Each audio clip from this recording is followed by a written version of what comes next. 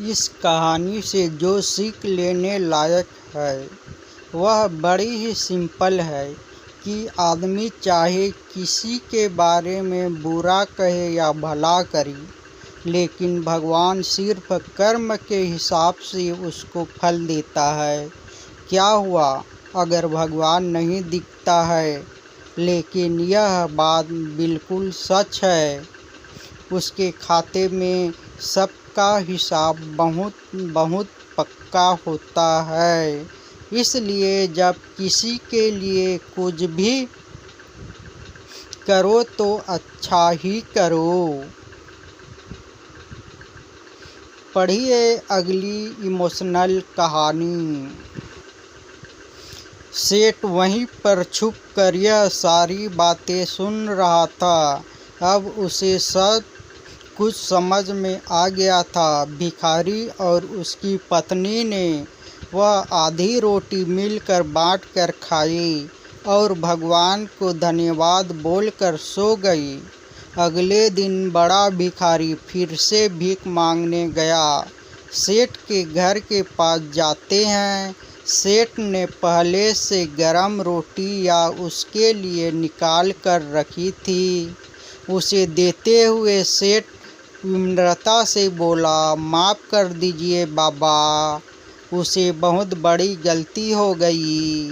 बूढ़ा भिखारी बोला, भगवान तेरा भला करे। इतना कहकर वह आगे निकल गया। उसका श्राप सच हुआ और हम इस दुख भरी जिंदगी में आ गए। भिखारी बोला, हाँ उसका श्राप सच हुआ, इसलिए मैं किसी को बद्दुआ नहीं देता। चाहे कोई मेरे साथ कैसा भी बर्ताव करे, मैं हमेशा उसके लिए प्रार्थना करता हूँ। मैं नहीं चाहता कि कोई भी हमारे जैसे ज़िंदगी का अनुभव करे, किसी को भी हमारे जैसी दुखों का सामना करना पड़े। यूँ नहीं चाहते कि वह कितना बड़ा पाप कर रहे हैं, इसलिए अनजाने में हुए पाप की ऐसी सज़ा किसी को भी मिले, मैं नहीं चाहता।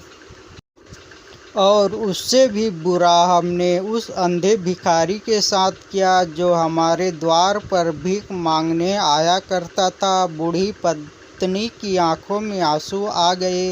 वह बोली, हाँ हम उस बेचारे अंधे के साथ बहुत बुरा करते थे, उसका अपमान करते थे, उसे खाने के लिए रोटी की जगह कागज दिया करते, उसका मजाक उड़ाया करते और कभी कभी मारा भी करते। मैंने कभी उसको रास्ता नहीं दिखाए। एक बार मैंने उसके मुंह पर मिट्टी भी फेंकी थी और वह हमेशा दुखी होकर यही कहता कि भगवान तुम्हें तुम्हारे किए की सज़ा देगा, भगवान तुम्हारे पापों की सज़ा ज़रूर देगा।